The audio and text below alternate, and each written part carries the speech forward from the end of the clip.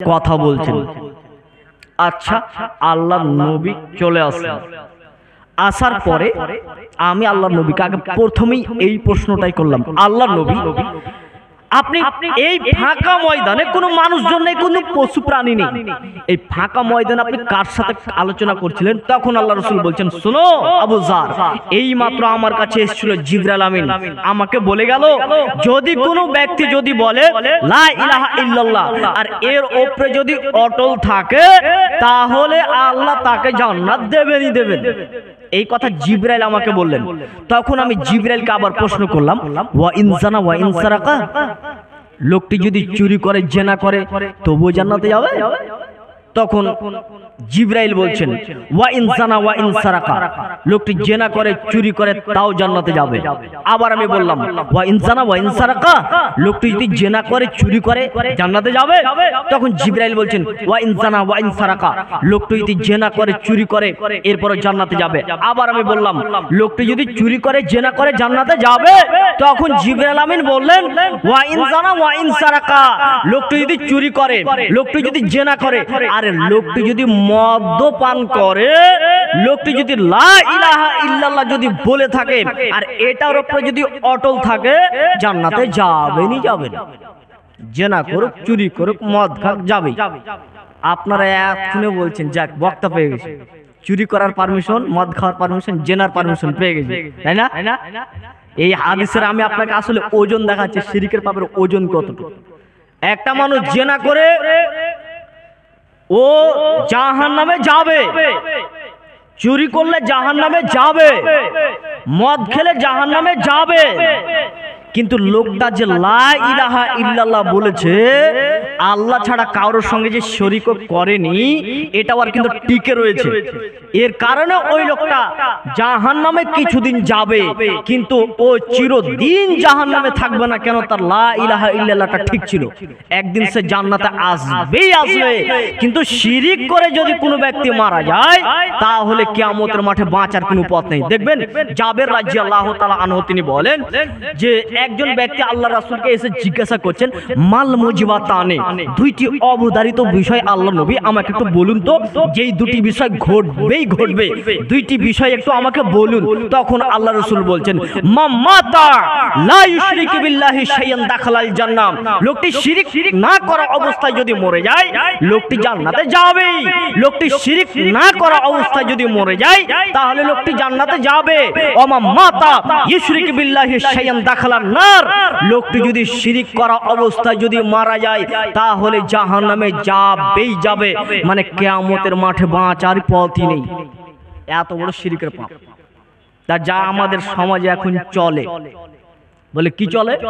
পেঁচা পাখি, খুব রাত্রিবেলায় পেঁচা পাখি তো ডাকছে, তখন ওর মা তখন সঙ্গে সঙ্গে বাচ্চাটার একদম গালে আর মুখে একদম থুপ দিচ্ছে আর একদম আয়তাল খুশি করতে শুরু। কেন? ওর মার আকীদা যে পেঁচা পাখিতে যদি ডাকে তাহলে নাকি বাচ্চার উপরে বদ প্রতিক্রিয়া পড়তে পারে, অথচ দুনিয়াতে নেই। এটা মুহাম্মদ সাল্লাল্লাহু আলাইহি সাল্লাম তিনি বলছেন, না খবরদার, তোমরা এই ছুঁয়াচে রোগ এবং তোমরা বাদশুকুনি তোমরা করিও না। একটা পাখিকে উড়িয়ে দিল, আগেকার লোক একটা কবুতরকে উড়িয়ে দিত, তো যদি বাম দিকে উড়ে যেত সফর তারা করতো না। কেন? অমঙ্গল হবে। আপনার কথা বলছি, মোটরসাইকেল নিয়ে যেতে যেতে যেতে যেতে সামনে দিয়ে বিড়াল গেছে, তখন ব্রেক করে দাঁড়িয়ে গেল। কেন? এখন যদি আপনি সামনে যাই তাহলে দুর্ঘটনা হতে পারে। কখন কখন বিড়ালেরই ক্ষমতা হয়ে গেল যে ওকে দুর্ঘটনা করিয়ে দেবে। আপনি তাহলে বুঝতে পারলেন তো, আল্লাহর যে ক্ষমতা রয়েছে, এই ক্ষমতা আর অন্য কারোর মধ্যে আছে। এই আকীদার নাম হচ্ছে শিরিক। শুনুন, রাত্রিবেলায় ফল পড়া যাবে না, এই আকীদা শিরিক। রাত্রিবেলাতে ঘরের আবর্জনা বাইরে করা যাবে না, এই আকীদা শিরিক। রবিবারের দিন গাছ লাগানো যাবে না, এই আকীদা শিরিক। আল্লাহ ছাড়া অন্যের নামে মানত করা শিরিক। আল্লাহ ছাড়া অন্যের কাছে কোনো চাওয়া শিরিক। আল্লাহ ছাড়া অন্যের নামে কসম করা শিরিক। মান হালাফা বিগাইরিল ফাকাদ আশরাক, যে ব্যক্তি আল্লাহ ব্যতীত অন্য নামে কসম খেলো সে শিরিক করলো।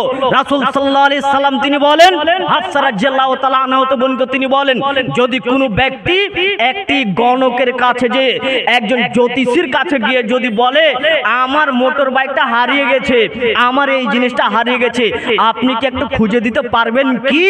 তখন আল্লাহ রাসূল বলেন যদি এই প্রশ্ন যেটা যদি কোনো ব্যক্তি করে নাই, যদি কোনো ব্যক্তি কোনো জ্যোতিষীর কাছে কোনো গণকের কাছে গিয়ে যদি খালি এতটুকু প্রশ্ন করে দেয় আমার এই জিনিস হারিয়ে গেছে একটু খুঁজে দেন তো, এইটা যদি বলে দেয় আল্লাহ রাসূল বলেন 40 দিন তার সালাতই কবুল হবে না। দেখেন তাহলে শিরিক কত বড় মহাপাপ। আমি আপনাকে বলছিলাম যে আমাদের সমাজে অনেক শিরিক রয়েছে। চলুন তাহলে শিরিক একটা হলো। নাম্বার 2 আপনাদেরকে 7টি গণাতে চেয়েছি। নাম্বার 2 ওয়াসিহরু, জাদুবিদ্যা। রাসূল সাল্লাল্লাহু আলাইহি সাল্লাম বলেছেন জাদু এটা একটি শিরিকের অংশ। শুনুন, 2টি জিনিসকে না হলে জাদু কার্যকর হয় না। এক, শয়তানকে কাজে লাগাতে হবে। শয়তান কাজে না লাগা পর্যন্ত জাদু কার্যকর হবে না। 2, জাদুবিদ্যা ইলমে গায়েবকে সে নিজের উপরে নিয়ে আসে। ইলমে গায়েব নিজেই দাবি করে যে আমি সব কিছু বলে দিতে পারবো আগামীতে কি হবে কি হবে। আচ্ছা একটা আপনাদেরকে উদাহরণ দিচ্ছি। আপনার এই এলাকাতে মনে করুন হালালপুরে একটা বাজারে একটা লোক এখন খেলা দেখাচ্ছে, ওর কাছে রয়েছে একটা ব্যাগ। তো ব্যাগে ও এইভাবে উল্টে দেখাচ্ছে যে এই যে দেখুন ব্যাগের ভিতরে কিছু আছে। তখন লোকেরা বলছে না কিছু নেই। আচ্ছা ঠিক আছে, ভরে দিল। ভরে দিয়ে বলছি তোমরা কি খেতে চাও? তোমরা যা খেতে চাইবে তাই এনে দেবো। তখন বলছে আচ্ছা ঠিক আছে আপনি মিষ্টি এনে দেন। আচ্ছা ঠিক আছে তোমরা তাহলে আমি যখন তোমাদেরকে মিষ্টি বের করে দেখাবো তখন তোমরা একবার তালি মারবা। আচ্ছা ঠিক আছে, হাতটা ভরে তখন উল্টা আবার দেখিয়ে দিল দেখো আমার হাতে কিছু নেই। আবার ভরে দিয়ে ওপরে একটা মন্ত্র পড়িয়ে দিয়ে ওখান থেকে মিষ্টি বের করে দেখালো। লোকরা তাজ্জব, আরে বিশাল ব্যাপার। এটা আপনিও দেখেন যে আপনার স্বভাবের কথা বলছে, আপনি দেখেন এই শিরিক, এটা শিরিকের বিদ্যা। ও এত কোটিপতি হতো যদি এইভাবে দেখাতে পারতো তাহলে মিষ্টির দোকান খুলতো, তাই না? একজন বলছে আমি টাকা বের করে দেখাবো, তো টাকা এইভাবে ভরে ব্যাগ থেকে টাকা বের করে দেখাচ্ছে। কিছুক্ষণ পর দেখছে আবার ব্যাগে টাকা নেই। তো ও বলছে দেখো আমি তোমাদেরকে এখান থেকে যখন এই টাকা বের করে দেখাবো তখন তোমরা তালি মারবা। তখন ব্যাগে হাত দিয়ে দেখাচ্ছে কিছু নেই, আবার ব্যাগটাকে ভরে দিয়ে সেখান থেকে টাকা বের করে দেখিয়ে দিল। লোক সবাই তালি মারছে, একদম পাগলামি কারবার। আচ্ছা যদি তাই যদি হতো তাহলে ও কোটিপতি হতো না? দেখবেন 2 ঘন্টা পরে 1 ঘন্টা খেলা দেখার পরে শেষের দিকে বলছেন দাঁতের মাজন নিয়ে যান 10 টাকা পিস, বলে না? তাহলে এবার বলুন ও তাহলে মিথ্যুক, এতক্ষণ তাহলে মিথ্যা প্রচার করলো, এতক্ষণ টাকা বের করে দেখালো। তার মানে আমি আপনাকে বলতে চাচ্ছিলাম মুহাম্মদ সাল্লাল্লাহু আলাইহি সাল্লাম 1450 বছর পূর্বে তিনি বলে গেছেন ও সিহরু, জাদুবিদ্যা। এর জন্য উমর রাদিয়াল্লাহু তাআলা আনহু তিনি বলেন যে তিনি তার গভর্নরদেরকে একটি চিঠি লিখলেন, তার নিচে তিনি একটা কথা লিখেছিলেন এই সমস্ত গভর্নর তোমরা শুনে নাও, তোমরা তোমাদের নিজ নিজ এলাকাতে নারী পুরুষ যারা জাদু করে এদেরকে সবাইকে হত্যা করে দাও। উমর রাদিয়াল্লাহু তাআলা আইন পাঠিয়েছিলেন। এর জন্য আবু মুসা আল আশআরী রাদিয়াল্লাহু তাআলা আনহু তিনি বলেন রাসূল সাল্লাল্লাহু আলাইহি সাল্লাম তিনি বলেছেন শুনে রাখো সালাসাতুন লা ইয়াদখুলুনাল জান্নাতা, 3 শ্রেণীর ব্যক্তি জান্নাতে যাবে না। 3 শ্রেণীর ব্যক্তি জান্নাতে যাবে না। 1 মুদমিনুল খাম, নিয়মিত যারা নেশাদার দ্রব্য পান করে এরা জান্নাতে যাবে না। 2 ওয়াকাতিউর রহিমিন, আত্মীয়তার সম্পর্ক ছিন্নকারী এরা জান্নাতে যাবে না।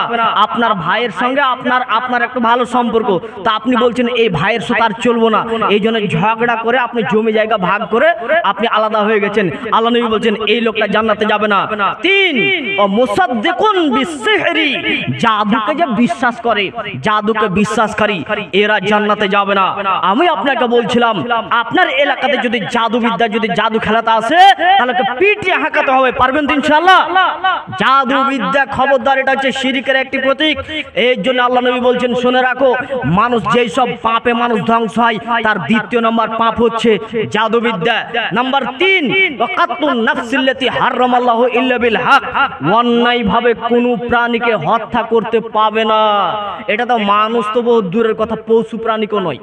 দেখবেন পশু প্রাণী কটাকে হত্যা করতে পাবেন না, কটাকে হত্যা করতে পাবেন, পশু প্রাণীর সঙ্গে কেমন আপনাকে আদব করতে হবে। ভারতবর্ষের পশু সম্পর্কে কিরকম আইন রয়েছে একটু আপনাদেরকে বিস্তারিত বলছি, শুনুন। মানুষকে হত্যা করা যায় তিনটি কারণে। এক, বিবাহ অবস্থায় জিনা করলে তাদেরকে হত্যা করতে হবে। দুই, একটা লোক ইসলাম কবুল করেছেন, এখন লোকটি বলছেন না না না না আমি কোরআনের এই সূরাটাকে আমি মানি না, আমি কোরআনকে এই বিশ্বাস করি না, কোরআন আমি এই অংশটাকে আমি বিশ্বাস করি না। মানে কোরআনকে অস্বীকার করা, দ্বীন ইসলামকে অস্বীকার করছে, অথচ সে মুসলিম দাবি করছে। ওকে দেশ থেকে তাড়িয়ে দিতে হবে, একে হত্যা করতে হবে। যদিও আমাদের ভারতের এটা আইন নয়, জি মানুষকে হত্যা করতে পারবে না, এটা সুপ্রিম কোর্টে যাবে, আইন পাস হবে তারপরে। তবে ইসলামের যেটা নীতি সেটা হচ্ছে আপনি হত্যা করতে পারবেন তিনটি কারণে। তার দ্বিতীয় হচ্ছে মুরতাদ হয়ে গেলে। তিন, আল কাতলু বিল কাতল, একজন মানুষ একটা মানুষকে কি করলে, সাউন্ডটা কিছু হাত দিলে নাকি, সাউন্ডটা কেমন হয়ে যাচ্ছে। আচ্ছা, তৃতীয় নম্বরে একজন মানুষ আরেকজন মানুষকে হত্যা করেছে, ওর পরিবারের লোক একে হত্যা করতে পারে, তবে দুইজন মানুষ বাঁচতে পারে, বাঁচার অনুমতি রয়েছে। একটা লোক বলছেন আমি কোরআনকে বিশ্বাস করি না, এখন লোকটি বলছে আচ্ছা ঠিক আছে আমি যেমন বিশ্বাস করছিলাম এমনই বিশ্বাস করছি, এই লোকটাকে আর মারা যাবে না। দুই, একটা লোক একটা লোককে হত্যা করেছে, সাউন্ডটা কেমন হয়ে গেল, আগের মতো ছিল না। একটা লোক আর একটা মানুষকে হত্যা করেছে, তো ওর পরিবারের লোক বলছে আচ্ছা ঠিক আছে যাও আমি ক্ষমা করে দিলাম আর আমি মারবো না, যাই বাঁচতে পারে। কিন্তু একটা বিবাহ প্রাপ্ত একজন ছেলে মেয়ে যদি জেনা করে তাহলে বাঁচার পৃথিবীতে কোনো পথই নেই, বুঝতে পেরেছেন? তাহলে মানুষের ব্যাপারে তিনটি কথা বলা হয়েছে, পশু প্রাণীর ব্যাপারে একটু শুনুন। ইবনে আব্বাস রাদিয়াল্লাহু তাআলা আনহু তিনি বলেন রাসূল সাল্লাল্লাহু আলাইহি সাল্লাম তিনি বলেছেন নাহা আনিল কাতলি, তিনি বলছেন তোমরা হত্যা করিও না, আরবাঈনা দাব মিনাদ দাব্বা, তোমরা চার প্রকার প্রাণীকে তোমরা হত্যা করিও না, চার প্রকার প্রাণীকে হত্যা করা যাবে না। একটু আপনাকে খুব সজাগভাবে শুনতে হবে, চার প্রকার প্রাণীকে হত্যা করা যাবে না। এক, আন-নামলাতু, পিঁপড়ে হত্যা করতে পারবেন না। বলছে আমার ছেলেকে যে কামড়াচ্ছে, তাহলে আপনার ছেলেকে যেটা কামড়াবে সেটাকে আপনি মারতে পারবেন। বনি ইসরাইলের একজন নবীকে পিঁপড়াতে কামড়েছে, তখন তার সঙ্গীদেরকে বলছে এই আগুন নিয়ে সব পিঁপড়েটিকে মেরে ফেলো, সব কটাকে মেরে ফেললো। আল্লাহ বলছেন হে নবী তোমাকে যে পিঁপড়েটা কামড়েছে সেটাকে না মেরে তুমি সবগুলোকে মারলে কেন? জবাব দাও। কি বুঝলেন? তাহলে আপনার শরীরে যে পিঁপড়াটা কামড়াতে দিয়েছে মেরে দেন। চিনিতে পিঁপড়া লেগে গেছে, এখন চিনিটা পরিষ্কার করতে গিয়ে কিছু পিঁপড়া মরে গেল, সমস্যা নেই, কিন্তু এমনি পিঁপড়া চলছে আর আপনি মারতে পাবেন না। আল্লাহ নবী এটা নিষেধ করেছেন, হারাম, পিঁপড়া হত্যা করতে পাবেন না। দুই, আল্লাহ রাসূল বলছেন খবরদার তোমরা মৌমাছিকে তোমরা হত্যা করতে পারবে না। এই যে গাছে যে মৌমাছি দেখতে পাচ্ছেন আপনার, যে বললা গো বলতা বলেন না, এই যে মধু সংগ্রহ করে। আচ্ছা আগে আজ থেকে প্রায় 20 বছর আগে বলেন এই এলাকাগুলোতে আপনারা ঘুরলে দেখতে পেতেন যে গাছে মৌচাকে একদম বললা ঝুলে আছে। আচ্ছা এবার আপনি বলুন তো আপনি এখন দেখতে পান সেই জিনিসগুলো গো? দেখা যায়? উঠে গেছে। কেন বলুন তো?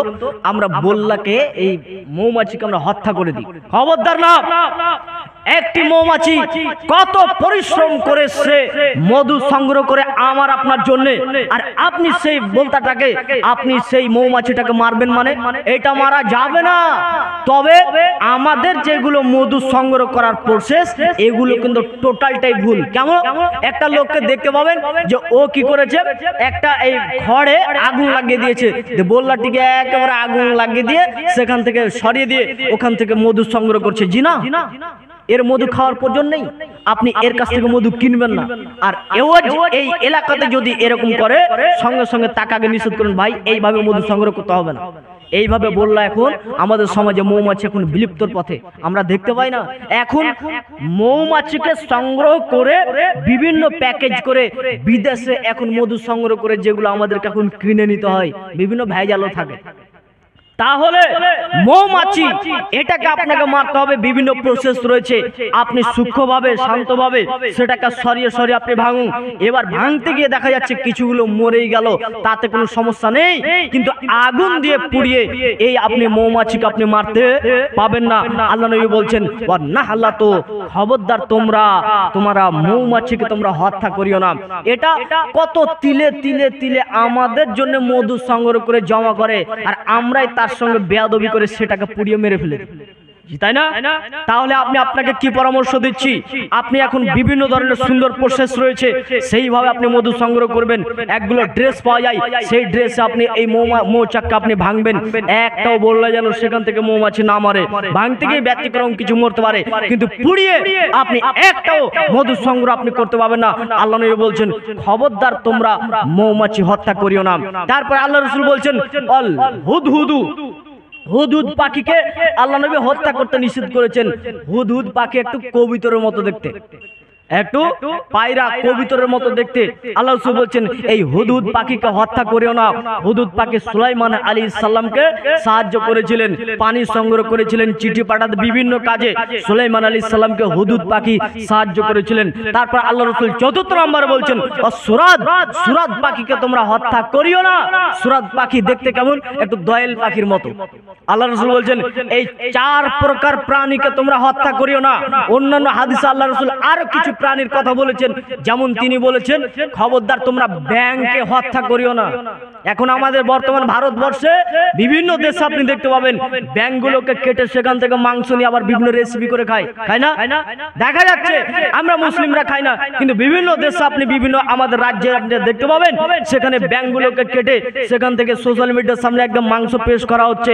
আল্লাহ রাসূল বলছেন খবরদার না তোমরা ব্যাঙকে হত্যা করিও না। একজন ব্যক্তি এসে আল্লাহ রাসূলকে একটি ওষুধের কথা বললেন, যেই ওষুধে ব্যাঙ মিশানো ছিল। আল্লাহ রাসূল বলছেন আরে ব্যাঙ হত্যা করা তো নিষেধ, তোমার এই ওষুধের প্রয়োজন নেই, যেহেতু ব্যাঙ হত্যা করতে আল্লাহ রাসূল নিষেধ করেছেন। ওই যে আপনাকে একটা ঘটনা মনে করিয়ে দিই, ইব্রাহিম আলাইহিস সালামকে যখন আগুনে নিক্ষেপ করা হলো তখন ব্যাঙ পেশাব করেছিল, মনে আছে? ব্যাঙ পেশাব করেছিল আগুনটা নিভানোর জন্য, আর টিকটিকি কি বলেছিল, ফু দিয়েছিল আগুনটাকে উত্তপ্ত করার জন্য। তা এখানে একটা কথা বলে নি, আচ্ছা টিকটিকির কি ক্ষমতা রয়েছে, ওর ফুটাতে ওর হাওয়াতে কতই বা ক্ষমতা রয়েছে আগুনকে উত্তপ্ত করে দেবে? আর ব্যাঙেরই বা পেশাবের কতই বা পেশাবটুকু আছে গো যে ওর এত বড় আগুনকে নিভিয়ে দিবে? আল্লাহ নবী ওর নিয়তটা দেখেছিলেন যে একটা ছোট্ট প্রাণী ও যদি এই আগুনকে নিভানোর জন্য যদি এরকম পেশাব করে থাকে, তাহলে শুনে রাখো তোমরা ব্যাঙকে হত্যা করিও না। আর শোনো ওই বেয়াদব টিকটিকি যে ফু দিয়েছিল, যদিও তার ফুয়ে কোনো কাজ করেনি, এর ফুয়ে কোনো কাজ হতো না, অথচ এই টিকটিকি ফু দিয়েছিল। শোনো, যদি কেউ এক বাড়িতেও মারতে পারো তাহলে 100টি নেকি পাবে, যদি কেউ 2 বাড়িতেও মারতে পারো তাহলে তার থেকে কম পাবে, 3 বাড়িতেও মারতে পারো তার থেকে কম পাবে। টিকটিকি বলতে যেগুলো বাড়ি ঘরে আর রয়েছে এগুলোই মূলত। হাদিস থেকে যেটা পাওয়া যায় যে আয়েশা রাদিয়াল্লাহু তাআলা আনহা এখানটা তীর রাখতেন, বাড়তে তীর। অন্য হাদিসে বলা হয়েছে একটা তিনি লাঠির মতো একটা জিনিস রাখতেন। কেন? তিনাকে জিজ্ঞাসা করা হয়েছিল আপনি এটা কেন রাখেন? তখন বলছে ঘরে অনেকগুলো টিকটিকি বেড়ায় তার জন্য মারি। এবার আপনি বলুন আপনার ঘরে কোন টিকটিকি থাকে? মূলত যেই টিকটিকিটা আপনার ঘরে রয়েছে এই টিকটিকি এর নজর খুবই খতরনাক। আপনি বাড়িতে এইভাবে খোলা খাবার রাখবেন, ওই টিকটিকি এসে পেশাব করা দেবে, সেখান থেকে আপনাকে বিভিন্ন রোগ হবে। এর জন্য আল্লাহ রাসূলের কাছে এখান থেকে এত দূর যদি খাবারটা খুলে যদি নিয়ে যেতেন আল্লাহ রাসূলের খাবার খেতেন না। খুব চতুরকতি ছিলেন তিনি, খুব চালাক ছিলেন, খাবার তিনি খেতেন না। এর জন্য আমি আপনাকে বলি আপনার বাড়িতে খাবার সর্ব অবস্থায় সর্বক্ষণে খাবারটাকে ঢেকে রাখবেন, কারণ টিকটিকি পেশাব করতে পারে, বিভিন্ন রকমের আপনার ওখানে পোকামাকড় পড়তে পারে, রোগ হতে পারে। আল্লাহ নবী খেতেন না এরকম খোলা খাবার যদি সেটা ঢাকা না থাকতো। বলছিলাম তাহলে 4 প্রকার প্রাণীকে আল্লাহ নবী হত্যা করতে নিষেধ করলেন, আর তার মধ্যে আরেকটি প্রাণী পাওয়া গেল সেটা হচ্ছে ব্যাঙকে। তো আরেকটি প্রাণীর কথা আমরা পাই সেটা হচ্ছে বিড়ালকে হত্যা করা যাবে না। বিড়ালকে হত্যা করতে পাবেন না। আল্লাহ রাসূলের একজন সাহাবীর নাম হচ্ছে আবু হুরায়রা, তিনি বিড়ালকে খুব ভালোবাসতেন, এর জন্য আল্লাহ রাসূল বলছেন বিড়ালকে তোমরা হত্যা করিও না। এরপরে চলুন কোন কোন প্রাণীগুলিকে হত্যা করা যায় একটু আপনাদেরকে তাড়াতাড়ি বলে দিই, কেন এখন 3 নম্বরে রয়েছে ওয়া কাতলুন নাফসিল্লাতি হারামাল্লাহু ইল্লা বিল হক। আল্লাহ যেই সব প্রাণীগুলিকে তোমাদেরকে হত্যা করতে নিষেধ করেছে সেগুলোকে তোমরা হত্যা করিও না, তবে যেটা হক সেটাকে তোমরা হত্যা করিও। তাহলে কোন কোন প্রাণীগুলিকে আল্লাহ রাসূল হত্যা করতে বলেছেন এবার শুনুন। আয়েশা রাদিয়াল্লাহু তাআলা আনহা তিনি বলেন 5 প্রকার এমন প্রাণী রয়েছে যেই প্রাণীগুলিকে তোমরা যদি হারাম শরীফের আন্ডারে যদি পাও, হাজিরা যেখানে ইহরাম বাঁধে ইহরাম, এই আন্ডারের মধ্যে যদি তোমরা ওই প্রাণীগুলিকে পাও তাহলে তোমরা সেখানেই হত্যা করার যা অনুমতি দিয়েছেন। 5 প্রকার প্রাণী। 1 সাপ, সাপ যদি দেখতে পাও হত্যা করে দাও। 2 সাদা কালো 2টি রেখা থাকে বক, এক কাক যেটার গায়ের উপরে পিঠে যে দাগ থাকে 2টি দাগ, এইরকম দাগ বিশিষ্ট কাককে তোমরা হত্যা করবে। কেন? ও তোমার সম্পদের ক্ষতি করে। দেখতে পাবেন না পাহাড়ি এলাকাতে দেখতে পাবেন বড় বড় ছাগলের বাচ্চাকে একদম উড়িয়ে নিয়ে চলে যায়, এই খুবই খতরনাক একটি প্রাণী। আল্লাহ রাসূল বলছেন এই তোমরা কাককে তোমরা মেরে ফেলতে পারবে যদি হারাম শরীফের মধ্যে যদি থাকে। 3 নম্বরে আল্লাহ রাসূল বলছেন ইঁদুরকে তোমরা মারবে। ইঁদুর যেটা আমাদের অর্থ সম্পদের ক্ষতি করে। আপনি বাড়িতে রেখেছেন একদম কোটি কোটি টাকার লাখ লাখ টাকার গোডাউনে একদম মাল রেখেছেন, হঠাৎ করে দেখতে পাচ্ছেন 2-3 ঘন্টা পরে বা 2-4 দিন পরে দেখছেন সব বস্তার মুখ কেটে পড়ে আছে, তার মানে ইঁদুরে সব শেষ করেছে। ইঁদুরকে মারতে পারবেন। তারপর আল্লাহ রাসূল বলছেন শোনো তোমরা কুকুরকে মারতে পারবে, কুকুর। আর বলেছেন 5 নম্বরে চিলকে। তবে মুরব্বি সাহেব এই প্রাণীগুলি হত্যা করতে পারবে বলে ওকে বেঁধে দিয়ে টুকরো টুকরো করে না, আল্লাহ রাসূল বলছেন যখন তোমরা কাউকে যখন হত্যা করবে তখন তোমরা সুন্দরভাবে হত্যা করো। যখন তোমরা কোনো জিনিসকে জবাই করবে তখন তোমরা ফাসিলু যিবহা, তখন ভালো করে জবাই করো। বুঝতে পেরেছেন? তাহলে আমি কোন প্রাণীকে যদি মারতে যাই তাহলে আমাকে একটু সতর্ক হতে হবে। একগুলো বাজারে আঠা কিনে পাওয়া যায়, আঠা, ওগুলোকে আপনি ঘরে রেখে দিয়েছেন, পেড়ে দিয়েছেন, দিয়ে এখন একটা ইঁদুর এসে তিলে তিলে ছটফট করতে করতে ওই ইঁদুরটা মারা গেল, এইভাবে মারতে পারবেন না। তাহলে আপনাকে কি করতে হবে? অনেকগুলো বক্স কিনে পাওয়া যায়, ওগুলো রাখেন ঘরে মারেন। অনেকগুলি এখন জিনিস বের হয়েছে যেগুলো ঘরের ভিতরে রাখলে ইঁদুর ওর গন্ধে থাকতে পারবে না, ওখান থেকে পালিয়ে যাবে। এগুলো আপনি প্রসেস ব্যবহার করেন, কিন্তু একটা প্রাণীকে কষ্ট করে মারতে পারবেন এটা যে নয়। আর সাপের ব্যাপারে একটু সতর্ক, সাপের ব্যাপারে কথাটা ভেঙে বলে দিন, নাহলে আপনারা বিপদে পড়বেন। শুনবেন? দেখেন সাপ কিভাবে হত্যা করা যায়। সাপ বাড়ির ভিতরে হত্যা করার বিধান আলাদা, আর বাইরে সাপ মারার বিধান আলাদা। তা বাড়ির ভিতরে কেমন হবে? আপনাকে আগে প্রথমে হাদিস শোনাই যে আবু সাঈদ খুদরি রাদিয়াল্লাহু তাআলা আনহু তিনি বলেন বাড়িতে আমি নামাজ পড়ছি, নামাজ পড়া অবস্থায় আমার বাড়িতে একজন ব্যক্তি আসলো, এসে আমাকে বলছেন বাড়িতে আছেন? আমি নামাজের মধ্যে আমি কিছু ইশারা করলাম না, নামাজের মধ্যেই আমাকে বাড়িতে ঢুকলো, আমার ঘরে চৌকির উপরে খাটের উপরে বসে আছে। তা আমি নামাজ এখন পড়ছি, আমি অনুভব করছি ও আমার পাশে বসে আছে। এই সময়তে আমার খাটের নিচে শর্ট একটা শব্দ শুনতে পাওয়া গেল।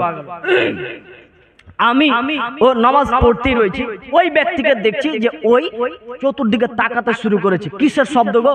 তখন চোখের নিচে দেখতে পাচ্ছি খাটের নিচে যে একটা বিশাল আকারের একটি সাপ দেখতে পেল। তখন ও সাপটাকে মারার জন্য তাড়াহুড়া করতে লাগলো। আমি নামাজের অবস্থায় আবু সাঈদ ওকে ইশারা করলাম থামো, থামতে বললাম। এবার থামার পরে আমার নামাজ শেষ হলো। তখন আমি ওকে বললাম কি আছে? বলছে এই যে দেখেন আপনার খাটের নিচে একটা সাপ রয়েছে।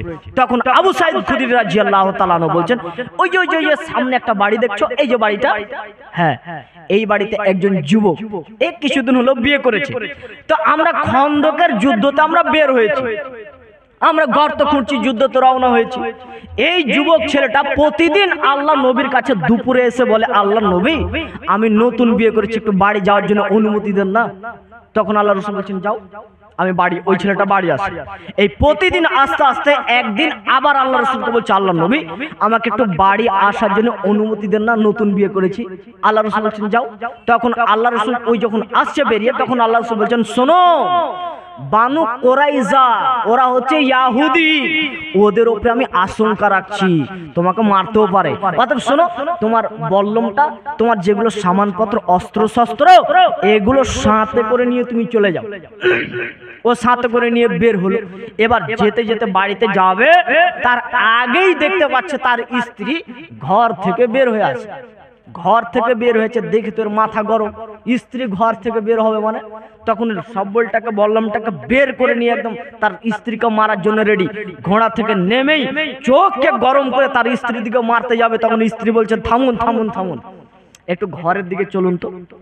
ঘরের দিকে গেলেন, ঘরের ভিতরে গিয়ে দেখতে পাচ্ছে যে একটি সাপ তার চৌকির উপরে একেবারে প্যাঁচ দিয়ে বসে আছে। ভয়ানক ব্যাপার। এই ব্যক্তিটা বল্লমটা খোলাই ছিল, সাপের উপরে দিলে জোরে করে আঘাত, সঙ্গে সঙ্গে সাপটা এখন মরার জন্য ছটপট করতে লাগলো। তো ওর স্ত্রী বলছে সাপটা ছটপট করতে যখনই শুরু করে, এইদিকে আমার স্বামীও ছটপট করতে লাগলো। দুইজনের ভিতরে কার যে আগে দম গেল বুঝতে পারলাম না। সমস্ত ঘটনা আবু সাইদ খুদরি রাদিয়াল্লাহু তাআলা আনহু জানতে পারলেন। আল্লাহ নবীর কাছে গিয়ে বলছে, আল্লাহ নবী, এই ঘটনা, লোকটিকে আপনি বললেন যেতে, বাড়িতে গিয়ে সাপ মেরেছে, সাপ আগে মরলো না লোকটি আগে মরলো, কিছুই বোঝা গেল না। তখন আল্লাহ রাসূল বলছেন, এই সাহাবীরা শোনো শোনো, এই মদিনাতে কিছুগুলি জিন ইসলাম কবুল করেছে, এই মদিনাতে কিছুগুলি জিন এখন ইসলাম কবুল করেছে, এরা সাপের রূপ ধারণ করতে পারে। অতএব শুনে রাখো, তোমাদের বাড়িতে যদি সাপ প্রবেশ করে তাহলে তোমরা 3 দিন বলো চলে যাও চলে যাও, এর 3 দিন বলার পরে যদি না যায় তাহলে তোমরা মারো। অন্য এক হাদিসের ভিতরে পাওয়া যায় 3 বার সতর্ক করো। তাহলে বাড়ি ঘরে উঠানে যদি সাপ দেখতে পাওয়া যায় তাহলে কি করতে হবে মাওলানা সাহেব? সতর্ক করতে হবে। বুঝতে পারেন নাই? হানাফিদের ফতোয়া হচ্ছে যে আল্লাহ নবী মদিনাদের কথা বলেছেন, আমাদের চলে, এই জন্য হানাফিদের ফতোয়া হচ্ছে যেখানে পাও সেখানে মারো। যাই হোক, তাদের বিবেকে সেটা বলছে, কিন্তু ইসলাম কবুল করেছে শুধুমাত্র মদিনার জিন। কি আল্লাহ রাসূল সতর্ক করেছিলেন জিনেরা রূপ ধারণ করতে পারে কিসের? সাপের। তাহলে ওখানকার শুধু কি আমাদের এখানকার পারে না? পারে তো। তাহলে আমাদের আহলে হাদিসের ফতোয়া হচ্ছে যে বাড়ি ঘরে যদি সাপ থাকে তাহলে তোমরা 3 বার সতর্ক করবে। জি, এরপরে শুনুন, তাহলে মাঠে ঘাটে যদি বাইরে থাকে তাহলে কি করবে শুনেন। আব্দুল্লাহ ইবনে মাসউদ রাদিয়াল্লাহু তাআলা আনহু তিনি বলেন যে একদা আমরা পাহাড়ি এলাকায় গিয়েছিলাম, একটি গুহা, একটি গর্তের মধ্যে আমরা ওখানে বসে রয়েছি। এই সময়তে একটি সূরা নাজিল হলো, সূরাটির নাম হচ্ছে সূরা মুরসালাত। এই সূরাটি আল্লাহ রাসূল আমাদেরকে পড়ছেন এবং তাফসীর করছেন, আমরা শুনছি। হঠাৎ করে গর্ত থেকে একটা বিশাল আকৃতির একটা সাপ বেরিয়ে চলে এসেছে। আমরা ওটিকে দেখে অবাক। আল্লাহ নবী বলছেন, আরে তাড়াতাড়ি মারো সাপটাকে, তাড়াতাড়ি মারো। আমরা মারতে যাচ্ছি, সাপটি দৌড়াতে লাগলো, এত জোরে দৌড়ালো সাপটির আমরা পিছনে ধাওয়া করতেই পারলাম না, সাপটি বেঁচে গেল আমাদের হাত থেকে। তখন আল্লাহ রাসূল বলছেন, শোনো, ওই সাপটির হাত থেকে আল্লাহ তোমাদেরকে রক্ষা করেছে, আর তোমাদের হাত থেকে আল্লাহ সাপটিকে রক্ষা করেছে। তার মানে বোঝা যাচ্ছে যে জঙ্গলে যদি আপনি সাপ দেখতে পান জমিতে খেতে, তাহলে সাপকে মেরে দিতে হবে। আপনি যদি বলেন না আবুলা জানোয়ার ছেড়ে দিই, তাহলে তারপরে আপনার খালু হেঁটে যাবে, ছবল মারবে, শেষ। তাহলে কি হবে? তাহলে জঙ্গলের সাপকে মারার এক আলাদা বিধান, আর ঘরে বাড়িতে যদি সাপ থাকে তাহলে এটি মারার আলাদা বিধান। এই সব প্রাণীগুলিকে মারা যায়, কিন্তু এর আবার কিছু কিছু শর্ত রয়েছে। কুকুর আপনি এমনি হত্যা করতে পারবেন না। রাসূল সাল্লাল্লাহু আলাইহি সাল্লাম বলছেন, তোমরা কুকুরগুলোকে হত্যা করো, মেরে ফেলো। একজন বেদুইনি সে একটি কুকুরকে নিয়ে আসছে, সাহাবীগণ ধরে কুকুরটাকে ওর মেয়েটার কাছ থেকে ধরে মেরে ফেলে দিলেন। তখন আল্লাহ রাসূল বলছেন, শোনো, তোমরা খবরদার কুকুরকে হত্যা করিও না। ওই কুকুরগুলিকে তোমরা হত্যা করো যেই সমস্ত কুকুরগুলি পরিপূর্ণ কালো এবং তাদের চোখের উপরে 2টি টিক থাকে, 2 চোখের উপরে সাদা 2টি টিক থাকে, এই কুকুরগুলিকে তোমরা হত্যা করবে, আর বাকি কুকুরগুলো তুমি ছেড়ে দাও। 3 প্রকার কুকুরকে হত্যা করা জায়েজ রয়েছে। 3 প্রকার কুকুরকে হত্যা করা যায়। এক, যেই কুকুর পাগল, মানুষকে কামড়া বেড়ায়, যাকে তাকে কামড়া বেড়ায়, যেদিকে মানুষ সেদিকে হুমকি চলে যায়, একে হত্যা করতে হবে। 2, কালো কুকুর বেওয়ারিশ, ওর কোনো মালিকই নেই, এমনি ঘুরে বেড়াচ্ছে কালো কুকুর, আর খুব কালো, আর চোখের উপরে দুইটি কালো টিপ রয়েছে একটি করে, এই কুকুরকে হত্যা করতে হবে। 3, ওই কুকুরকে হত্যা করো যেই কুকুর তোমার অর্থ সম্পদের ক্ষতি করে। আপনি ছাগলটাকে বেঁধে এসেছেন, দুটা কুকুর এসে মেরে শেষ, শুধু মাথাটা পড়ে আছে। তাহলে যেই কুকুরগুলি তোমার অর্থ সম্পদের ক্ষতি করে এই কুকুরকে হত্যা করা যাবে। আর যদি বিনা প্রয়োজনে যদি আপনি কুকুরকে বাড়িতে রাখেন তাহলে প্রতিদিন 1 কিরাত করে আপনার নেকি কেটে নেওয়া হবে। কথা যেন আপনার মনে থাকে, প্রতিদিন 1 কিরাত করে নেকি কেটে নেওয়া হবে। আল্লাহ রাসূল বলছেন 1 কিরাত সমান উহুদ পাহাড়ের মতো। তাহলে আপনার বাড়িতে অপ্রয়োজনীয় যদি কুকুর থাকে তাহলে 1 উহুদ পাহাড়ের সমান নেকি প্রতিদিন মাইনাস হতেই আছে। তবে যেই কুকুরগুলি আপনার অর্থ সম্পদের দেখভাল করতে পারে, খুব হিংস্র নয়। আপনি মনে করেন আপনি চাষবাস করেন বা আপনি ছাগল পালেন, আপনি রাখালিগিরি কাজ করেন, তা আপনি আপনার পশু প্রাণীকে দেখভাল করার জন্য, গাইড রাখার জন্য একটা আপনি কুকুর রেখেছেন, এটা রাখতে জায়েজ রয়েছে, এটা পারেন। কিন্তু অপ্রয়োজনীয় কুকুর রাখা যাবে না। যে তাহলে আপনার এলাকাতে যদি কুকুর দেখতে পান তাহলে আপনাকে হাদিস অনুপাতে আপনাকে আমল করতে হবে। তবে সম্মানিত দিনী ভাই, একটু সতর্কটা কি, আমাদের ভারতবর্ষের আইন রয়েছে যে বিনা প্রয়োজনে একটি 10 টাকা বা তার থেকে বেশি মূল্যের যদি একটি প্রাণীকে যদি কেউ মেরে দেয় তাহলে 428 ধারা অনুযায়ী আপনাকে 2 বছর জেল হতে পারে আর কিছু জরিমানা হতে পারে। 429 ধারা অনুযায়ী বন দপ্তর থেকে এটি আইন পাস রয়েছে, ভারতের আইন। যদি 50 টাকা বা তার থেকে বেশি মূল্যের যদি কোনো প্রাণীকে আপনি যদি হত্যা করে দেন, মেরে ফেলে দিয়েছেন, তাহলে আপনাকে 5 বছর জেল হতে পারে এবং আপনাকে কিছু জরিমানা হতে পারে। তাহলে এবার আপনি কোনো প্রাণীকে হত্যা করার পূর্বে দেখতে পাচ্ছেন একটি পাগলা কুকুর, বন দপ্তরকে সঙ্গে সঙ্গে ফোন করেন। আপনার রায়গঞ্জে রয়েছে, আপনি ফোন করুন যেখানে একটা কুকুর এরকম হয়েছে। এরপরেও যদি কোনো পথ না কয় তো চাচারে মারতে হবে। তো আপনি বলছেন যে কই, আমরা তো দেখতে পাই না এমন কোনো মানুষকে যে পুলিশে উঠিয়ে নিয়ে চলে যাচ্ছে। কেন বলবো? আমাদের ভারতবর্ষে সংবিধানে যতগুলি আইন রয়েছে এই আইনগুলির অধিকাংশই পালন করা হয় না। বলা হয়েছে কোনো প্রাণীকে হত্যা করা যাবে না। তো হোটেলে এখন দেশি মুরগি কেটে এখন মাংস পিস হচ্ছে। মুসলমানদের ছাড়েন, হিন্দুদের হোটেলে ওদেরই আবার বক্তব্য কি জানেন? এই শোনো, খবরদার কোনো জীবকে হত্যা করতে পারবে না বলে। শুনেছেন? একজন মহিলা দাঁড়িয়ে গেছে, দিয়ে বলছে, ওই বাবাজি আমার স্বামীকে একটু বলুন তো, সে মাছ মাংস খুবই খায়। তখন বলছে দাও ওকে মাইক্রোফোনটা। তো ও নিয়ে বলছেন, হ্যাঁ বাবাজি আমি মাছ মাংস খাই কিন্তু এখনো মানুষ খাইনি। ঠিকই উত্তর দিয়েছে, ই যেমন পাগলা ও পাগলা। তো ওই ওর বাবাজির দলিল কি জানেন? ও বলছে আমাদের বেদের ভিতরে লেখা রয়েছে যে তোমরা শাকসবজি খেতে পারবে যেগুলো ছটফট করে না, যারা ব্যথা অনুভব করে না, এই সমস্ত জিনিসগুলোকে তোমরা হত্যা করবে। আর যারা ব্যথা অনুভব করতে পারে এদেরকে তোমরা হত্যা করতে পারবে না। এটা হচ্ছে ওদের ধর্মের মধ্যে একটি আইন। তাহলে আমি আপনাকে একটা বিচার দিচ্ছি আর উনাকে একটা বিচার দিচ্ছি, একটু আপনারা বিবেক খাটিয়ে বলুন যে এই কথাটা তার যুক্তিটা ঠিক না ভুল। এখানে 2 জন ব্যক্তি অপরাধ করেছে। একজন ব্যক্তি চোখে দেখতে পায় না আর কানে শুনতে পায় না, চোখে দেখতে পায় না, কানে শুনতে পায় না, কোন রকম কথা বলতে পারে, তাও আবার তোতলা, এ অপরাধী। আর আরেকজন ব্যক্তি এও কিন্তু অপরাধী, কিন্তু এর চোখও ঠিক আছে, কানও ঠিক আছে, ইও ভালো করে কথা বলতে পারে। এখন জজ সাহেব বিচার করে দেখছে যে এদেরকে তো ফাঁসি দেওয়া উচিত, ফাঁসি তো দিতেই হবে। এক কাজ করা যায় না, এদের 2 জনের ভিতরে এ তো কথা বলতে ভালো করে পারেই না, এ তো চোখ দুটো কানাই, আর এ তো আপনার কিনা কানে শুনতে পায় না, চল একে ফাঁসি দিয়ে দিই আর একে বাঁচিয়ে দিই। আচ্ছা বলুন তো জজ সাহেব এটা ঠিক করবে না ভুল? যে লোকটা কানে শুনতে পায় না, চোখে দেখতে পায় না, একে এখন বড় অপরাধী করে একে এখন ফাঁসির মঞ্চে ঝুলিয়ে দিয়েছে। বলুন জজ ঠিক করেছে না ভুল? ভুল করেছে। তাহলে যেই প্রাণীটাকে কাটতে গেলে ছটপট করে, যেই প্রাণীটা জোরে করে চিৎকার করতে পারে, তাকে যদি কাটা যদি অপরাধ হয়, তাহলে ওই শাক যে কথা বলতে পারে না, ওর ভিতরে প্রাণ রয়েছে, ও ছটপট করতে পারে না, তাই বলে আপনার জজ সাহেব বলছে কেটে খাওয়া যায়? তাহলে আপনি বড় অপরাধী, আপনি তাকেও আপনি মারতে পারবেন না, মূলা উঠিয়ে খেতে পারবেন না, গাজর উঠাতে পাবেন না, শাকসবজি কিছুই খেতে হবে না। দেখ তোর ফতোয়া কিভাবে উল্টা দেওয়া যায়। তাহলে সব ভিত্তিহীন। হ্যাঁ আমরা মাছ মাংস ছেড়ে দিতে রাজি রয়েছি, তোমাদের হিন্দু হোটেলগুলো আগে প্রথমে বন্ধ করে দেখ, তারপর আমরা রাজি রয়েছি। দেখো তোমাদের কামাখ্যাতে তুমি দেখতে যাও, আপনার কিনা আসামে, সেখানে প্রতি বছর শুকুরকে বলি দেওয়া হয়, নিকৃষ্ট ভাবে বলি দেওয়া হয়। আমাদের কুরবানিতে নিকৃষ্ট নয়। আল্লাহ রাসূল বলছেন তোমরা পশুকে জবাই করার পূর্বে সুন্দরভাবে ছুরিটিকে ধারালো করো, যেন ও কষ্ট না পায়। পশুটাকে শক্ত করে তোমরা ধরো, পশুটাকে নির্জন একটি জায়গাতে নিয়ে যাও, এমন জায়গাতে জবাই করবে যেন তার সামনে কোনো পশু প্রাণী না থাকে, কারণ তারা যেন কষ্ট না পায়। এটা আমাদের ইসলামের আইন। এইভাবে নয় যে দুই দিক থেকে টেনে ধর, এক চোখে মাথা ছুটিয়ে দে।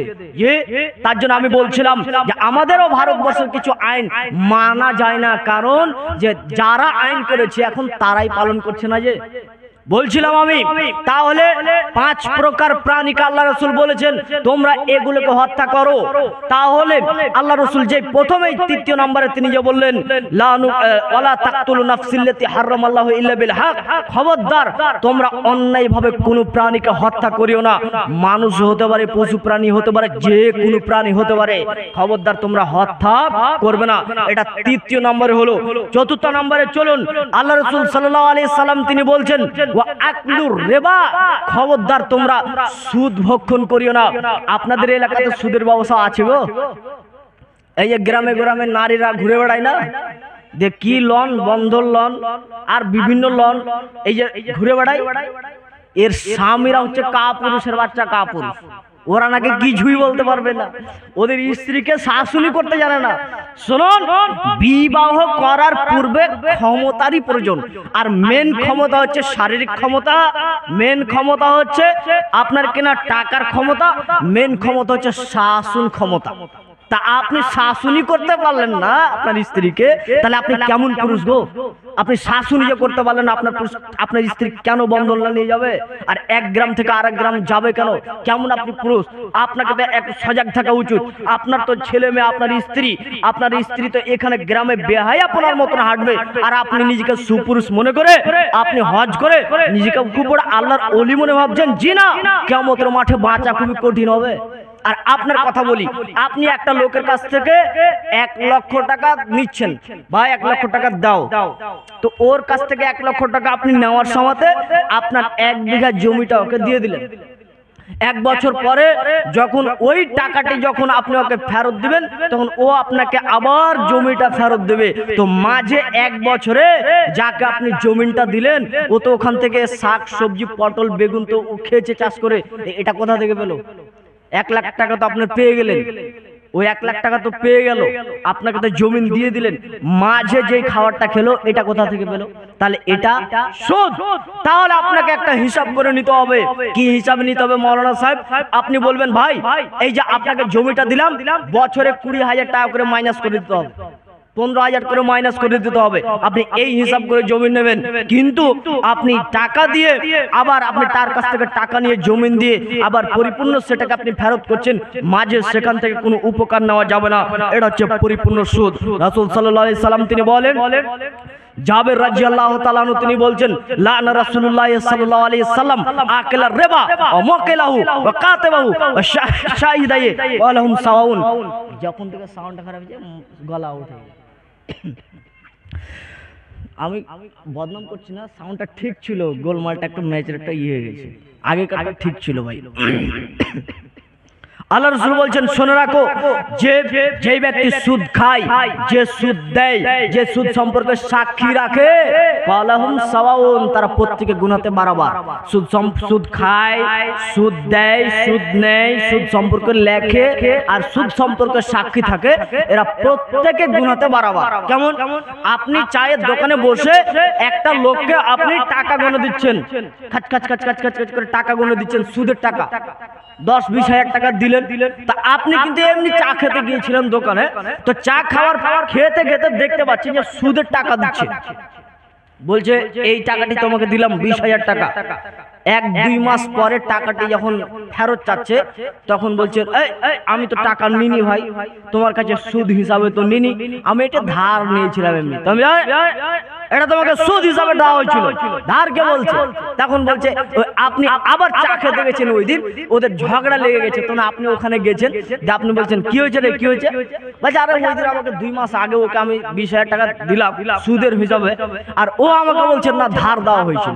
তখন এই ব্যক্তি তখন বলছে ওই যে চা খেতে গেছিল, তখন বলছে আরে ঠিকই তো রে, আরে আমি তো ওই দিন খুঁজছিলাম, তুই তো 20,000 টাকা তুই তো সুদ হিসাবে দিয়েছিলি। আল্লাহ রাসূল বলছেন এরা দিয়ে যা পাপ, এরা নিয়ে যা পাপ, এর সাক্ষী দিয়ে একই পাপ। এমনি খালি আপনি বলেছেন ঠিকই তো, আমি তো দেখেছিলাম, আপনি ভালো মনে করে খালি বলতে গেলে এখানে কি হলো?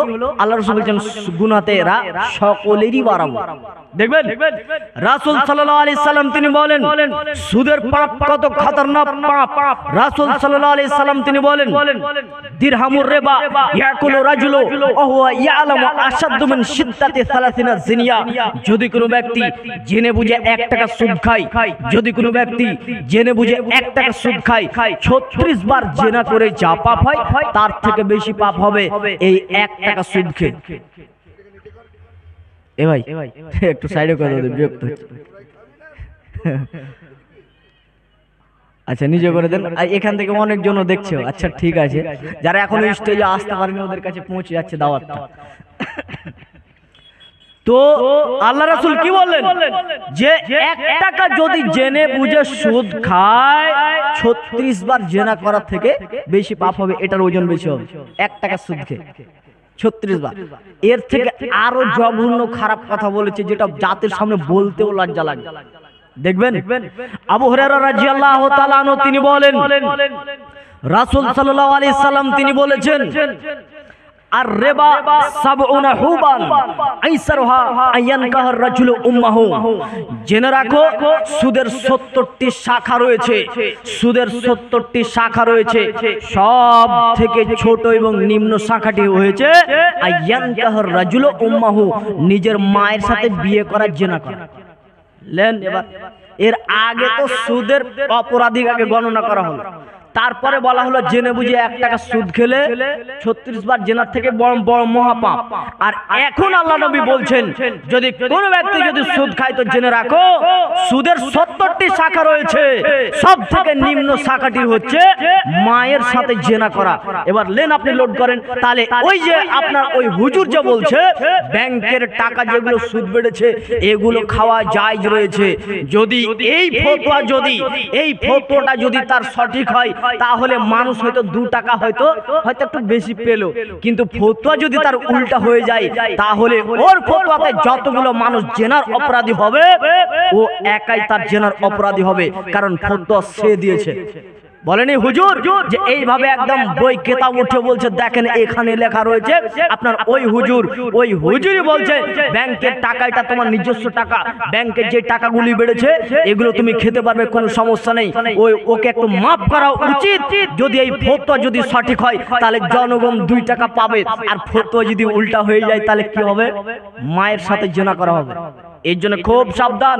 শুনেন, একটা সুন্নাত, একটি নফল ইবাদত বা একটি নফল ইবাদত আপনি মনে করেন করছেন, তা আপনি সন্দেহ লেগে গেল, আপনি ছেড়ে দিলেন, আচ্ছা ঠিক আছে এটা করব না, এর জন্য কি আপনি কিয়ামতের মাঠে বড় অপরাধী হবেন?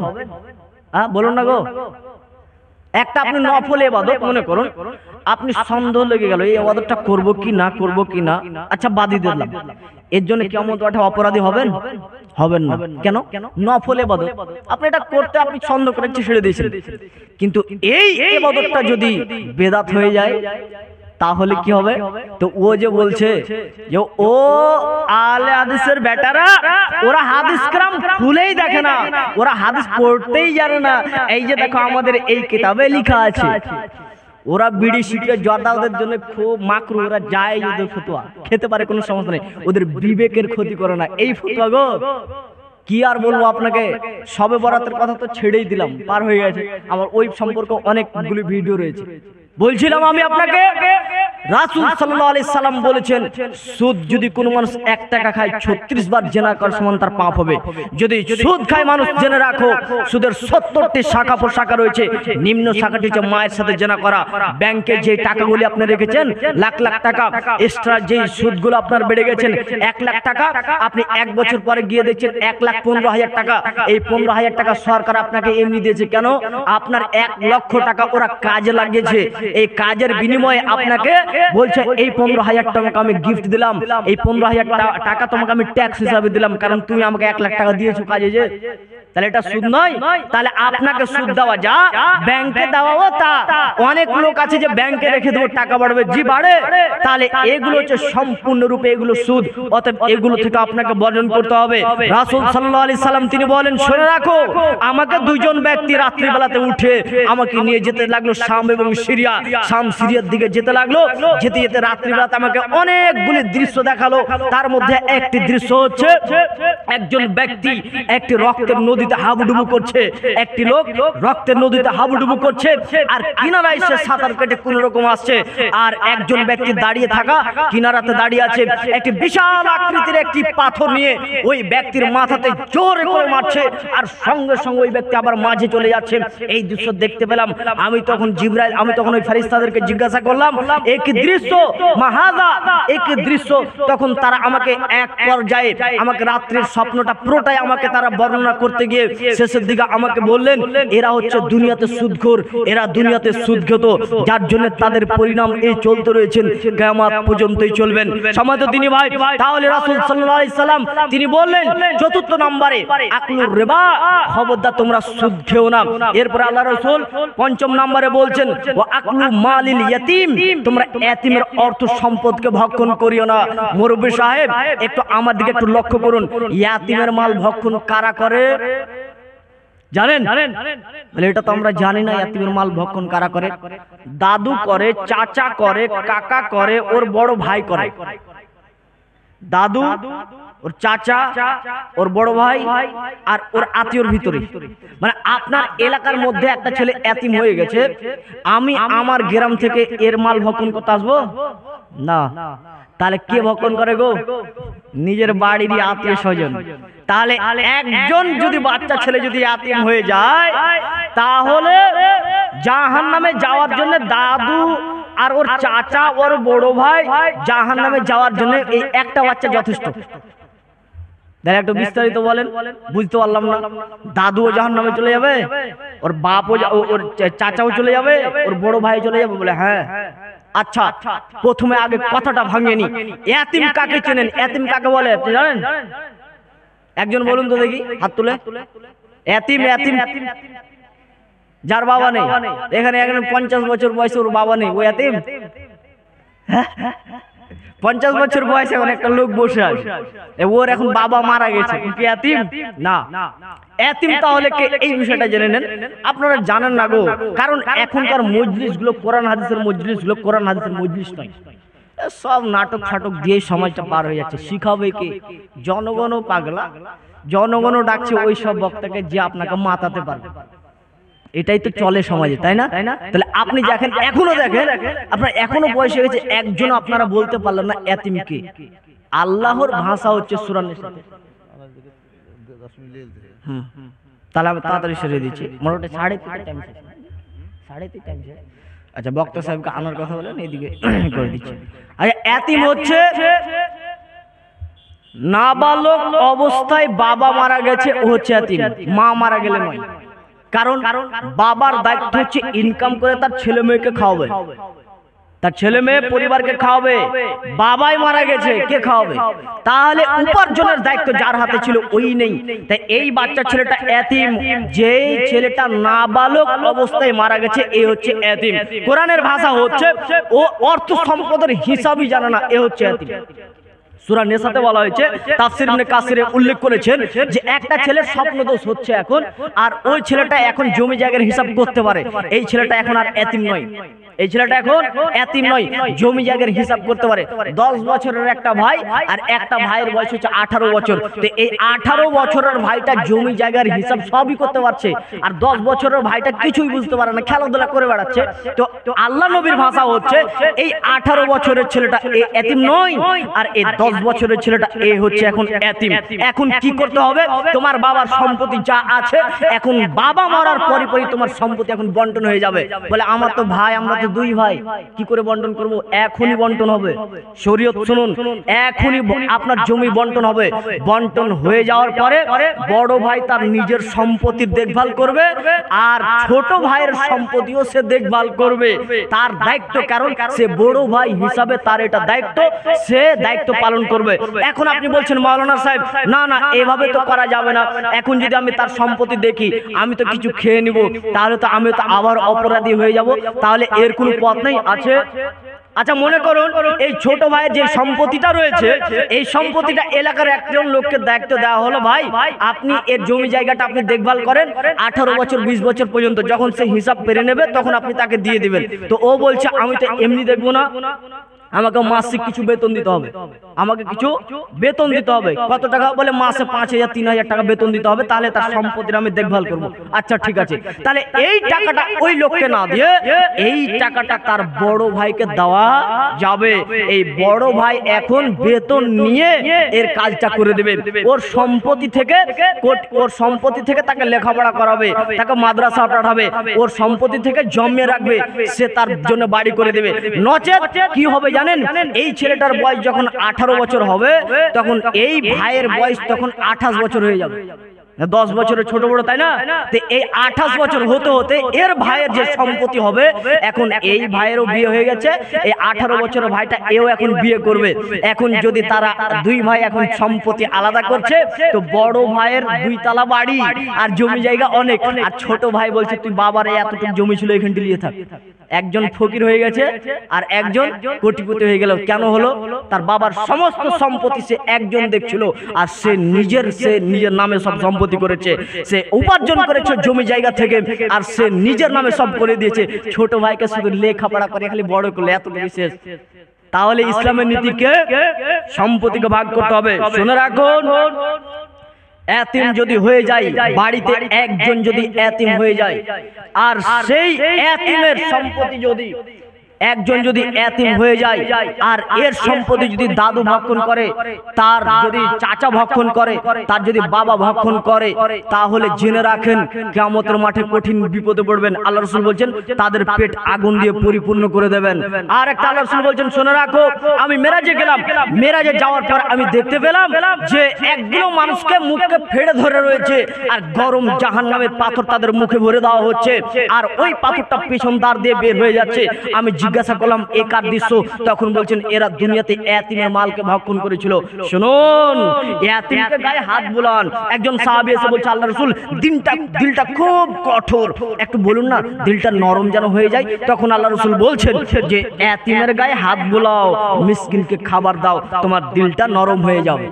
আল্লাহ রাসূল বলছেন আনা ওয়া কাফিলুল ইয়াতিমি ফিল জান্নাতি কাহাতাইন, যদি কোনো ব্যক্তি ইয়াতিমকে দেখভাল করে, ইয়াতিমকে যদি কোনো ব্যক্তি দেখভাল করে, আমি আর ওই ব্যক্তি জান্নাতে এইভাবে পরপর থাকবো, মাঝে একটু ফাঁকা ছিল আঙ্গুলটা। তাহলে আপনার করণীয় কি? ইয়াতিমের সাথে ভালো আচরণ করতে হবে। রাসূল সাল্লাল্লাহু আলাইহি সাল্লাম বলছেন, এরপরে শোনো 6 নম্বরে আল্লাহ রাসূল বলছেন যে ওয়াতাওয়াল্লি ইয়াউমাজ যাহাফি, খবরদার তোমরা যুদ্ধের ময়দান থেকে পালিয়ে যেও না। আমাদের এখনো অনেক দেশে আইন রয়েছে যে যুদ্ধে যে কমান্ডারগুলো যুদ্ধ করবে, সেখান থেকে যদি কেউ কমান্ডার, কোন সেনাপতি যদি সেখান থেকে যদি পালিয়ে যায়, তাহলে তাদেরই সেনার মধ্যে কিন্তু তাদেরকে গুলি করে মেরে দেবে। আল্লাহ রাসূল বলছেন, শোনো, যুদ্ধের ময়দানে গিয়েছো কিন্তু খবরদার সেখান থেকে তোমরা পালিয়ে যেও না, ওই দিন তোমরা পালিয়ে যেও না। অনেক লম্বা ঘটনা ছিল, আপনাদেরকে বলছিলাম যুদ্ধের ময়দানে থেকে খবরদার পালিয়ে যাবেন না, আল্লাহ রাসূল এই কথা বলেন। এরপর আল্লাহ রাসূল বলছেন যে এমন একজন মহিলা, যেই মহিলাটি সদিবা, যেই মহিলাটি মুমিনা, সদবী, মহিলাটি ওই ব্যাপারে অবলা, মহিলাটি ওই সম্পর্কে কিছু জানে না, এমন নারীর প্রতি খবরদার তোমরা অপবাদ দিও না। নারীটিকে তুমি তালাক দেবে, আচ্ছা ঠিক আছে, কিন্তু ওই মহিলাটাকে বিভিন্ন অপবাদ দিয়ে ওই নারীকে বলছো যে তুমি জেনা করেছো, তুমি জেনা করেছো, তালাক দিব। এর জন্য নারীটাকে অপবাদ দিয়ে খবরদার আপনি একে দিতে পারবেন না। কেন? আয়েশা রাদিয়াল্লাহু তাআলা আনহার উপরে অপবাদ দেওয়া হয়েছিল কি, যে সাফওয়ান ইবনে মুআত্তালের সঙ্গে নাকি জিনা করেছে।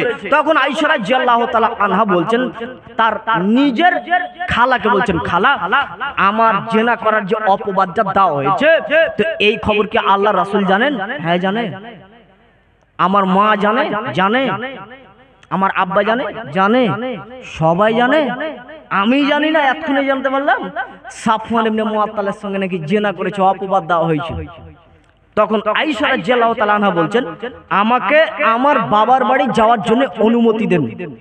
আল্লাহ রাসূল বলেন যাও, চলে গেলেন। এবার আল্লাহ রাসূল মাঝে মধ্যে যায় আর সালাম দিয়ে চলে আসে, বলে কেমন আছো, ভালো আছো, এতটুকু বলে চলে আসে।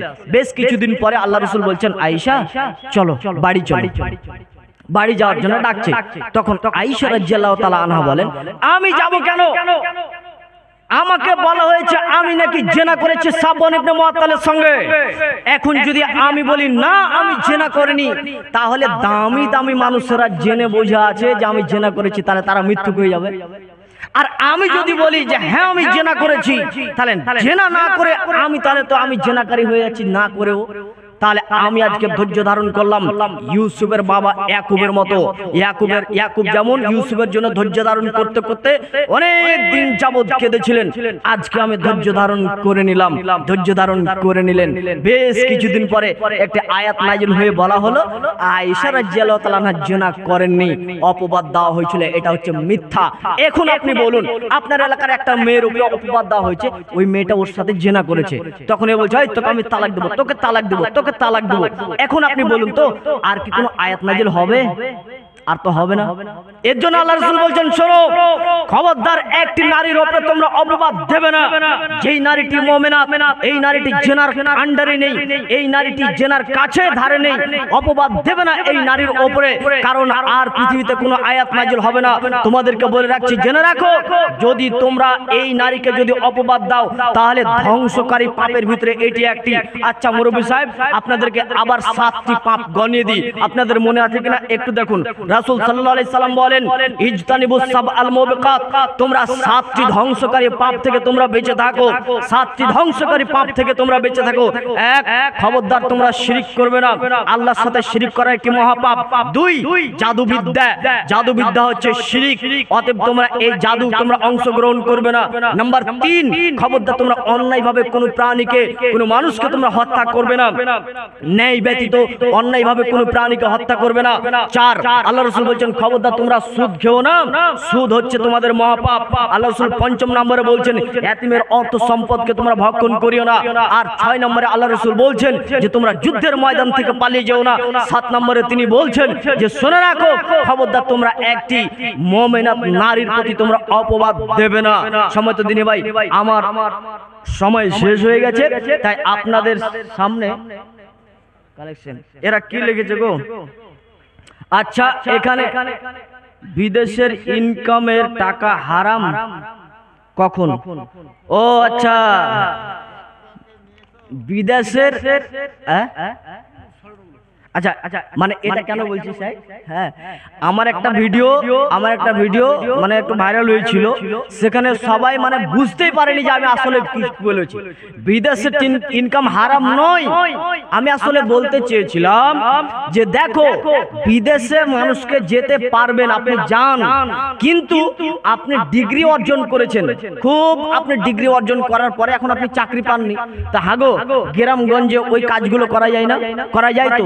তো তুমি নিজের সম্মানকে ঢাকার ক্ষেত্রে যে আমাকে গ্রামের লোক কি বলবো, আমি যদি রিক্সা চালাই তো তখন এই রিক্সা চালাচ্ছে কোথায়? কেরালাতে গিয়ে। তো এইভাবে তুমি যদি যাও তাহলে খন্দকার আব্দুল্লাহ জাহাঙ্গীর তিনি তার কিতাবের ভিতরে লিখেছেন যে এইভাবে সে নিজের সম্মানকে ঢেকে রেখে বিদেশে এইভাবে কাজে যেতে পারবে না। কেন? হাদিসের দিকে লক্ষ্য করে দেখুন, হাদিসের দিকে আল্লাহ রাসূল কি বলেছেন যে মা বাসাল্লাহু নাবিয়ান ইল্লা রাআল গানামাত, পৃথিবীতে যতগুলো নবী এসেছিলেন সবাই মেষ চড়িয়েছিলেন। সাহাবীগণ বলছে আল্লাহর নবী আপনিও কি মেষ চড়িয়েছিলেন? তখন আল্লাহ রাসূল বলেছেন, হ্যাঁ, মক্কাবাসীদের পারিশ্রমিকের বিনিময়ে আমি মেষ চড়িয়েছিলাম। তো আল্লাহ রাসূল মেষ চড়িয়েছিলেন, আল্লাহ রাসূল নবী হওয়ার পরে মেষ চড়িয়েছিলেন। সাহাবীগণ, আয়েশা রাদিয়াল্লাহু তাআলা আনহা তিনি বলছেন যে কানা আসহাবু রাসূলিল্লাহি সাল্লাল্লাহু আলাইহি সাল্লাম উম্মাল আনফুসিহিম, আল্লাহ রাসূলের যতগুলো সাহাবী ছিল সবাই সশ্রমিক ছিল, সবাই সশ্রমিক ছিল। তাহলে আমরা শ্রমিক হিসাবে নিজের এলাকাতে কেন করব না গো? করতে পারবো তো। তাহলে যেই কাজটা আমি নিজের এলাকাতে করতে পারবো না, অন্য এলাকায় গিয়ে ওই কাজটাই এটা করতে পারবেন না, কারণ সম্মানকে এইভাবে ঢাকতে পারবেন না। তবে নিজের এলাকাতে কাজ করতে গিয়ে টাকা কম হয়, নিজের এলাকাতে কাজ করতে গেলে টাকা কম দেয়, আর বিদেশে গেলে টাকা বেশি পাওয়া যায়। যান আপনি সেখানে গিয়ে কাজ করুন, আপনার স্ত্রীর কাছ থেকে আপনার কাছে পারমিশন নিতে হবে। যদি বেশি লম্বা টাইম থাকেন, 3-4 মাস আপনি কাজ করুন, আবার ফিরে আসুন, তাহলে বিদেশের ইনকাম হালাল গো, হারাম নয়। তারপর ফরজ গোসলের সঠিক নিয়ম কি? আচ্ছা, ফরজ গোসল আপনারা এখানে সবাই জানেন? ফরজ গোসলের নিয়ম জানেন গো? ফরজ গোসলের নিয়ম শুনে নেন। ফরজ গোসল কিভাবে করতে হবে? আপনার শরীর এখন অপবিত্র, পবিত্র করতে গেলে আপনাকে ফরজ গোসলের মাধ্যম দিয়ে করতে হবে। কিভাবে করবেন? প্রথমে লজ্জা স্থানটাকে ভালো করে সাবান দিয়ে পরিষ্কার করে নেবেন প্রথমেই। তারপরে হাতটাকে আপনি ভালো করে ধুয়ে নেবেন। ধোয়ার পরে আপনি পরিপূর্ণ উজু করবেন। দুই রকম হাদিস পাওয়া যায়, যে পাটা ধুয়ে দিবেন, আর এক হাদিসে বলা হয়েছে যে পাটা না ধুয়ে রেখে দিবেন। আপনার যেটা সুবিধা, পাটা আপনি বাদ দিলেন, দিয়ে পরিপূর্ণ সম্পূর্ণ উজু করে কোমরের দিকে পানি ঢেলে দিয়ে মাথাতে আপনি পানি ঢালবেন। ভালো করে চুলের গোড়ালিগুলো আপনি ভিজিয়ে নেবেন। নারীদের ক্ষেত্রে বিশেষ করে মনে রাখবেন, ঠান্ডাতে যাদের ছোট্ট বাচ্চা ছেলে আছে কোলে, এই সব নারীরা তোমাদের চুলের খোপাতে খোলার প্রয়োজন নেই। যদি তোমাদের আশঙ্কা থাকে যে সর্দি লেগে যাবে, বাচ্চা কষ্ট হতে পারে, সর্দি লাগতে পারে, তাহলে তার চুলের গোড়ালিগুলো একটু ভিজিয়ে দেবে আর তারা গায়ের উপরে পানি ঢেলে নেবে, বাস যথেষ্ট। এটা হচ্ছে ফরজ গোসলের নিয়ম। এই ফরজ গোসলে আপনার নামাজ হয়ে যাবে। তারপরে কি লিখেছে? যৌতুক। আচ্ছা, যৌতুক নেওয়া যাবে কিনা? এরা সবাই জানে যে যৌতুক নেওয়া যাবে না। সমাজের ভিতরে বক্তা সাহেব চলে এসেছে, শুনেন। যৌতুক সমাজের ভিতরে একটা খুব কুসংস্কার। আপনার এখানে বর্তমানে আপনাকে বলছি, প্রত্যেকটা গ্রাম ঘুরে আপনি দেখতে পাবেন যে গ্রামের যারা মোড়ল সর্দার, ওদেরই বেটার বিয়েতে আবার যৌতুক নেই, নাই না? ওদেরই বেটার বিয়েতে আবার যৌতুক নিচ্ছে। আর যৌতুক মানে আমরা কি জানি গো? মোটর বাইক না। যৌতুক মানে শুধু মোটর বাইক নয়, যৌতুকের মানে অনেক বিশালতা রয়েছে। আপনি বলছেন 100টাই লোক পাঠাবো আমি আমার ছেলের বিয়েতে, আমার মেয়ের বিয়েতে। আপনি বলছেন আপনার ছেলের বিয়েতে 100টা লোক পাঠাবো, ও বলছে আমি 100টা পারবো না নিতে, এটাও একটা ধরনের যৌতুক। আপনি বলছেন মাছের সমাতে মাছ দেওয়া লাগবে, এটা এক প্রকারের যৌতুক। আমের সমাতে আম দেওয়া লাগবে, এটা হচ্ছে এক প্রকার যৌতুক। বিদায়ের সমাতে একটা অনুষ্ঠান করা হয় না, বাচ্চা হবে তার জন্য মেয়েটা যাবে, বিদায়ের অনুষ্ঠান, এগুলো সব হিন্দুদের প্রথা। অর্থাৎ খবরদার শুনে রাখেন, আপনারা যৌতুক হিসাবে অনেক ধরনের কথা রয়েছে, আমি আপনাদেরকে বলছি না, শুধুমাত্র এতটুকু বলছি, যৌতুকের 1 টাকা যদি আপনি খান, আল্লাহর কাছে যদি এইভাবে ক্ষমা করুন, ক্ষমা চান, তাহলে আপনার ক্ষমা হবে না। ক্ষমা কার কাছে চাইতে হবে? যার কাছে আপনি যৌতুক নিয়েছেন, বাপ বেটা মিলে ওর কাছে গিয়ে ক্ষমা চাইবেন। সকালবেলাতে গিয়ে আপনি বলবেন শ্বশুরকে, শ্বশুর আব্বাজি মোটর বাইকটা নিয়ে নেন, টাকাটা নিয়ে নেন, আমি জানতে পারতাম না, আজকে জানলাম। এইভাবে আপনি বলবেন আপনার শ্বশুরকে, আর ক্ষমা করে দেন, একটু ভুল হয়ে গেছে। শ্বশুর বলছে আচ্ছা ঠিক আছে, যাও বেটা যাও, কোন সমস্যা নেই, দিয়ে দিলাম, যাও, ওটা আমি আর কিছু মনে করি না, যাও, জানতে পেরেছো। শোনো, বিবাহের পরে বাবা মা তার মেয়ের জন্য কিছু দিতে পারে, কোনো সমস্যা নেই, খাট পালং ইচ্ছা করে দিতে পারে, তবে দেওয়াটা কথা এটা নয়। ইচ্ছা করে যদি বলে আমি এটা দিব, দিতে পারে। আল্লাহ রাসূল সাল্লাল্লাহু আলাইহি সাল্লাম ফাতেমা রাদিয়াল্লাহু তাআলা আনহাকে তিনি চামড়ার মশক দিয়েছিলেন, চাদর দিয়েছিলেন, তার মেয়েকে দিয়েছিলেন। আপনি আপনার জামাইকে যদি বিবাহের বেশ কিছুদিন পরে ইচ্ছা করলেন যে আমি আমার জামাইকে একটা মোটর বাইক কিনে দেবো, এমনি দিতে পারবেন, কোনো সমস্যা নেই। ওটা তো ফকির নয় গো, নিজেই দিচ্ছেন, ভালোবাসা বাড়বে, এমনি আপনি দিতে পারেন। বিবাহের দিন খবরদার কোন প্রকারের টাকা যেন আদান প্রদান না হয়, একটা হবে, সেটা হবে মোহর। আল্লাহর কাছে শেষে আমরা এতটুকু দোয়া করি, আল্লাহ যেন আমাদের প্রত্যেকেই যেন ভুলগুলো মার্জনা করে দিয়ে আল্লাহ যেন আমাদেরকে ক্ষমা করেন, এবং আমরা যতগুলো লোক এখানে বসে আছি, আল্লাহ যেন আমাদের প্রত্যেকেই যেন আদর্শ পরিবার গড়ে তোলার তৌফিক দান করেন। আপনাদেরকে 7টি মহাপাপ যে বললাম, এছাড়াও আরো মহাপাপ রয়েছে, আল্লাহর কাছে আপনি ক্ষমা চান, তিনি হচ্ছেন ক্ষমাশীল।